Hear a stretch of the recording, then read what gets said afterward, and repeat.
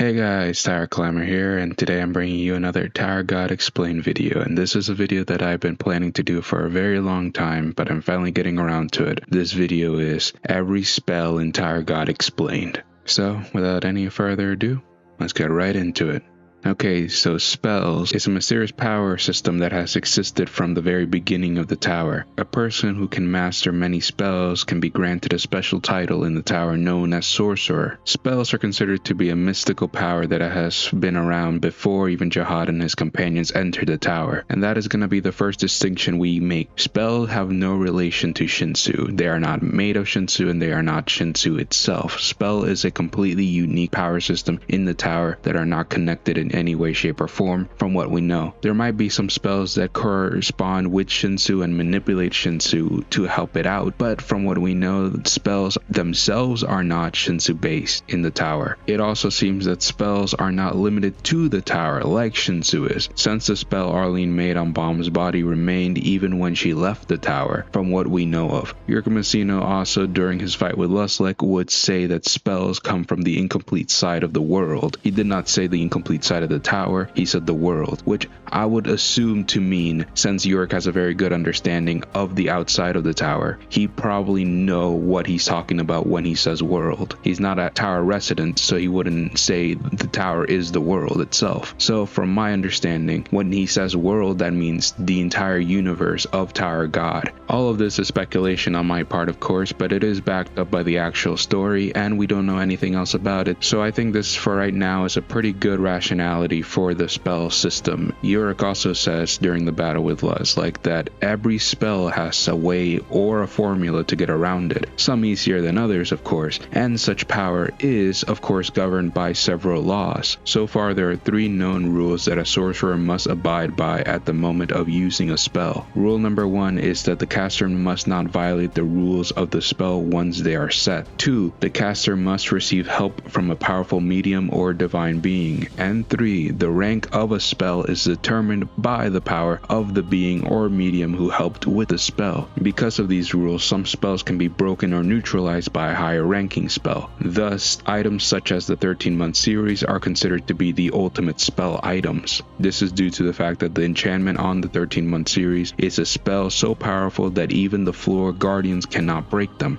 The spell in question was one that Jihad placed on the 13-month series so that anyone who ignited more than one of them would be possessed by the ghost of the 13 months, a spirit of a vengeful failed candidate of the Jihad princess system. Both regulars and rankers can use spells to incorporate them into their fighting style. Fun fact about spells, individuals from the Jihad family don't know much about spells in general since they are labeled as taboo. SAU has stated that for regulars, if they don't have a good understanding of spells, then it's very hard to block them even for strong regulars. So spells can be a very handy tool in battle. Another thing in the category of spells are something that we briefly mentioned before with the 13-month series, but that being enchanted items. Items such as the Bell of Dawn and the Ancient Cloth are considered to be such enchanted items. Used in combination, the cloth can wrap around evil beings and the bell is capable of driving away any evil spirits that hear its ringing. As I said before, the 13 months and Karaka and Dumas's armor that let them be immortal by keeping their real heart in a separate space can also be considered a classification of enchanted items. There are also many enchanted locations in the tower. Like one together, Grande Ja and Grande Sa, with the help of Pobedao Gustang, managed to create a space on the 43rd floor known as the Spirit Room, where the souls of the citizens of the 43rd floor reside, in order for the people to live forever without aging or death, despite the harsh conditions on the floor and the added curse that they can never leave the floor of death. Such a spell was strong enough that even Gustang commented breaking it would be difficult even for him. The bases of the 10 great families also have their walls protected by a powerful spell that is impervious to any physical or Shinsu attacks and can only be cancelled by Jihad or a 10 great family leader. The final aspect of spells I want to talk about before I start talking about specific ones are seals. These are really complex spells that are meant to seal someone or something. Many seals have safety measures dangerous for people trying to break them. That is, if you try to break it by force, then whatever is inside the seal will also break. So instead of breaking one, you should try to open a seal. As Vicente explained to us, the way to open a sealing circle is not the difficult part, since it's more like just putting a key onto a lock. The difficult part is finding the right key that fits into the sealing circle. If you are able to find the key for the sealing circle, then you use it in the center of that circle, and there you go. You have officially unlocked a seal. It's also possible to maintain the sealing circle and move objects sealed inside into someone else's body, but this is considered to be way too dangerous. This was shown to us when Bomb managed to move Leviathan, which was already in its sealed state, into his own body with the help of Vicente and Coon's sweetfish powers. And this process is already pretty dangerous, since the only reason it really did work on somebody as powerful as Leviathan was because Bomb's inner world was so massive compared to Leviathan. So now that we know what spells are and the basic rules around them, now let's talk about specific spells in the Tower God story. I'm going to be talking about all the spells that don't have actual official names first, but I still find really interesting. The first one is one I call a power sealing spell that was used on the native ones and their descendants because they betrayed Jihad and the Tengrid families after their great journey ended. This curse makes it so the descendants of the native ones had their power sealed away. A perfect example of this would be somebody like Rak and his whole race. The next spell I'm going to talk about is one I dubbed the heart controlling spell, which was placed on Baylor Doom's heart with the purpose of mind controlling him. It was cast by some ancient elite sorcerers under Calhalam's order. Next is one I dubbed the darkness spell. It's a spell used by Lopo Traumarai during his first appearance that turned all the surroundings dark and was able to blind the people Traumarai wanted to in the room. And the final unnamed spell I want to talk about is one I have dubbed the tongue spell that was used by Pobedao Gustang to curse Lopobia Holand to deliver a message to Traumarai. The effects of this spell are cruel as they literally burn the tongue of the person cursed, and the pain of this curse was strong enough to slowly cause enough stress and agony to make Holand psychologically unstable afterwards. It also seems that Gusting is able to manipulate the tongue of Holand so he can speak through him. Another effect of this curse is that by activating the curse, Gusting can make Holand spontaneously combust. As shown, he was also even able to write a message in Holand's tongue for Traumarai using this curse, which said pathetic loser on it. So now that we got those spells out of the way, let's start talking about spells that actually have names in the Tower God story. The first one that I want to talk about is the Soul Melting Juice. This is a spell used by Anna. She summons a large red-eyed covered jar that holds soul melting juice, a red liquid that melts away souls. The jar can move and seems to spill an unlimited amount of the liquid. This spell is a very powerful one since it attacks the soul directly, so normal defenses don't really matter against it. But Sachi was able to overcome this spell with his own, so it's not really unstoppable. Speaking of Sachi, the next spell we're going to talk about is the Silence of Rose. This is a spell, of course, used by Sachi Faker. He trained himself for thousands of years to master this spell, and learning it cost him his left eye. When he uses this spell, his left eye starts to glow and thorny tendril-like vines emit from his wand, which bind the target. He can also use this for attacking and constricting the binded target until they explode. This spell can also be used to climb buildings or places that are quite high by extending the vines to an impressive degree, but there seems to be a limitation in using it as how big they're actually able to become has been actually stated in the Tower God story. The next spell we're going to talk about is the Snake spell. It is a spell used by Lopobia Yule.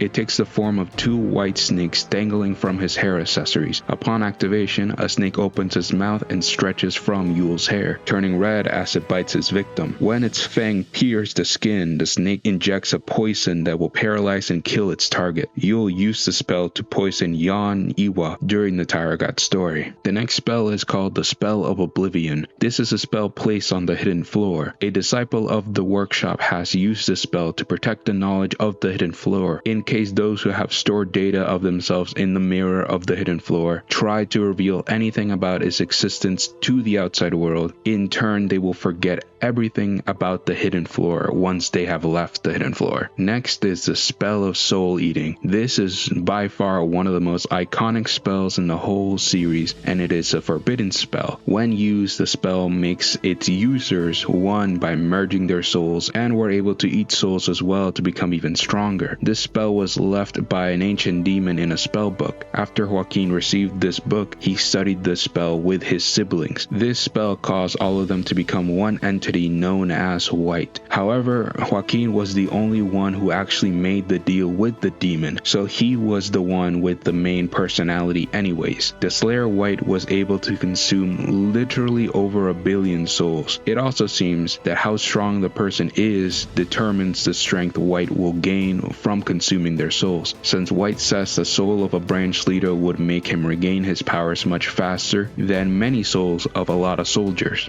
Joaquin later on in the story also managed to envelop the spell of the spirit room with his own in order to steal all the souls trapped in the spirit room and regain his former power, stealing all the souls in the floor of death, which in the end he managed to do, but he was not able to overcome the curse placed on the souls of the floor of death, and so was unable to also leave the floor, trapping him as well on the floor of death, and this allowed Gusting to effortlessly remove the souls from White and return it without even having to stop him from trying to escape, as no matter how hard Joaquin tried, he was not able to oppose the curse placed on the souls of the floor of death. The next spell is called the Mysterious Sigil. This sigil is an inscribed or planted symbol that was once used by the Slayer White to split into his 5 siblings once again as a last resort to survive after he was defeated by Jihad's princess. But the spell has a weakness. If another soul mangles with the sigil, the spell will fail and the siblings will be sealed. Rowan exploited this weakness in order to prevent the resurrection of the Slayer White by sealing Joaquin in the train forever. Rowan paid the heavy price of the spell as she used her own soul to execute it. The next spell is the Language Storage. It is a spell used by Kun Icardi's data on the hidden floor. Using the spell, Icardi was able to create rare items through languages like armor and shields. These armors were powerful enough to take 5 Shinsubangs from Data Jihad before eventually breaking, of course. The next spell I'm going to be talking about is called the Deathly Blizzard. It is a spell used by the ever-curious Levi. Using the spell, Levi can emit a purple flame from his hand. When it is thrown out, it will spread to other areas. This spell can also cause someone to commit suicide by destroying the souls of those who come in contact with it. Interestingly, Bomb was able to use reverse flow control on the spell to stop it, maybe implying that this spell could be more connected to Shinsu than a lot of other spells. The next spell is a personal favorite of mine and is called the Hair of an Ancient Saint. This is a spell used by Levi as well. This spell causes the caster to turn into hair, enabling an easy escape like teleportation from one place to another via their new form. Levi used the spell a lot to easily evade enemies' attacks. Lusek also used the spell very similar to this one versus York Mizuno to avoid his attacks via teleporting in the beginning stages of their fight. The next spell is the last spell used by the ever-curious Levi, and it's probably his signature spell that he uses a lot. It is the Question Mark Curse. Using this spell, Levi can cast mysterious question mark-like figures over the opponent's neck. This spell works by Levi asking somebody something, and if they don't respond correctly or just kind of weirdly, then it activates. It does have its own limitations as it cannot be used on more than one person at a time. This spell has also been confirmed to work even if the user dies, so the only way to get rid of this spell, other than overpowering it with a stronger one, is for the user to make it stop. The next one is called the Incomplete Spell of Immortality. It is an advanced spell that was used by the Unnamed Black Skin Division Commander, which allowed him to revive or resurrect dead people who were connected or binded to his special body. This spell has been noted by Arya to feel suffocating to be one with someone else until you get revived, and even when you are, you feel trapped by this weird feeling that your life is connected to someone else. It also allows the main body of the spell to use the powers of the other souls if he has retrieved them. This spell is currently binding Lopobia Urari and the unnamed 3-mouthed giant, and also used to bind Arya as well, but Arya had the spell broken by the 25th bomb. Next is Finral's Bite. This is a spell used by Lopobia Elaine. This is the special ability of the spirit wolf Finral. When the spirit wolf bites its target, target, they will be continuously bleeding. The wounds cannot be healed unless the owner stops them. Veneral's teeth are also said to be strong enough to penetrate through skin of rancors. This is a powerful spell for long drawn out battles, since the wounds on somebody will never heal unless it is used by the master's consent or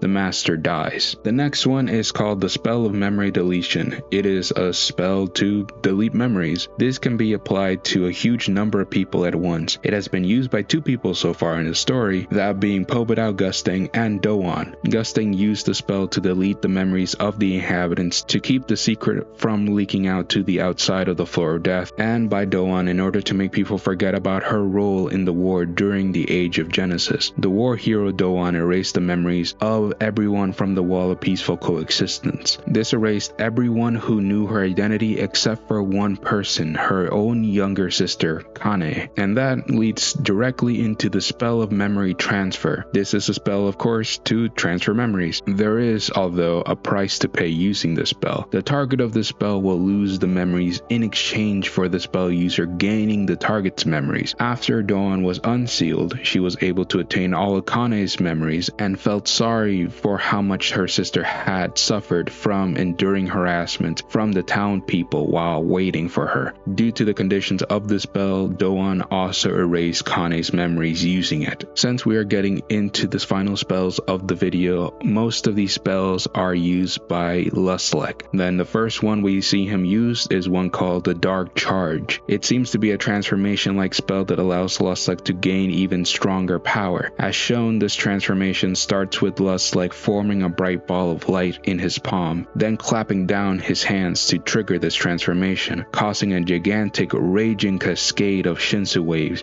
to envelop him and ravage his surroundings. This transformation causes Lustlek to be enveloped in a robe of darkness and drastically enhances his combat abilities. The next spell and complementary to the Dark Charge is the Light Charge, a spell where Lustlek activates it by gathering white glass fragment-like shards into his palms. By clapping his hands once again, Lustlek can then unleash a white flash of bright light that envelops his opponent. As explained by Lustlek, this technique is derived from his Dark Charge, where by forcibly disactivating it, he creates a temporary blank space, a separate dimensional space, of which he can then temporarily imprison his opponents. He used the spell as a means to escape from his fight against Yurik Mizuno. Except for these 2 spells, Lustlek has many other flower type of spells, and there are some unnamed ones, those being a spell where Lustlek claps his hands together to conjure a small flower bud, which then grows into a huge red plant that then unleashes a volley of red blast attacks, and another spell where Lustlek conjures a flower bud in his hands, which he then unleashes a huge green energy blast from. But this spell has a secondary effect that after it is used, it conjures numerous green buds that then fire multiple green energy blasts at the opponents. Now we're gonna get into the flower spells that Lustlek has named for us, which the first one is called the Water Arlem Unleashed, a spell where Lustlek conjures a Water Arlem flower, which then unleashes a barrel of seeds at the opponent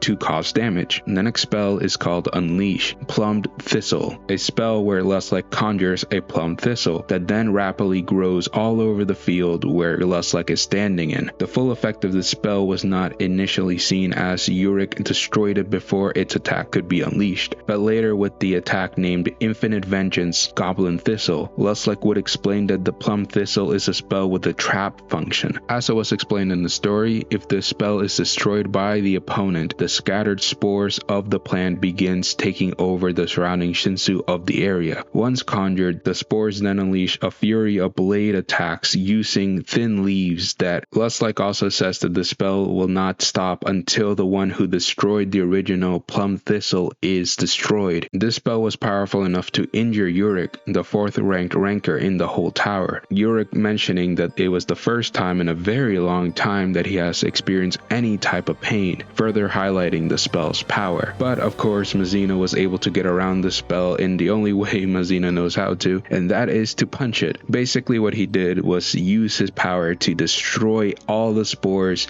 faster than they could actually spread around the battlefield, and then that basically disactivated the spell. And the final one of Lusleg's spells is called Unleash Ghost Orchid, a spell where Lusleg conjures a giant orchid flower with a human face on it. Lusleg brought it out to fight against Yurik, but the latter managed to tear it apart before the spell's full powers and effects could be revealed. But Lusleg has stated that it was supposedly a super powerful spell and a finishing move of his, so we can assume from all the other attacks that he has thrown out that this one is super powerful, and honestly I really hope that we can fully see it be performed one day in the Tower God story. And finally, I saved this one final spell for last, and that is the Mysterious Spell. It is a spell used by Arlene Grace, the best spell user of the entire tower, to keep her child's body from rotting away after it was murdered by Jihad. She believed that there would be a way to bring her child back to life if she could only find a way out of the tower. I have made a whole theory video on why I think this may be one of the most powerful spells in the entire Tower God story, and could be the whole reason to why Bomb is immune to spells in the first place. It is a very old video, but in my opinion I still really like it, and I hope you all do too, and it's a pretty short older video, so it's probably not going to be as painful as going through an hour of my old content. So yeah, that has been every single spell in the Tower God story explained to you all,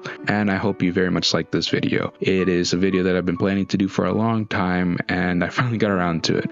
Thank you all for your patience on it, and I hope I was able to deliver. And remember, I'm always here to tell you guys the truth, and if the truth is not fully explained, I will always be here to give you guys my opinion on the truth. Have a wonderful day, guys. Bye.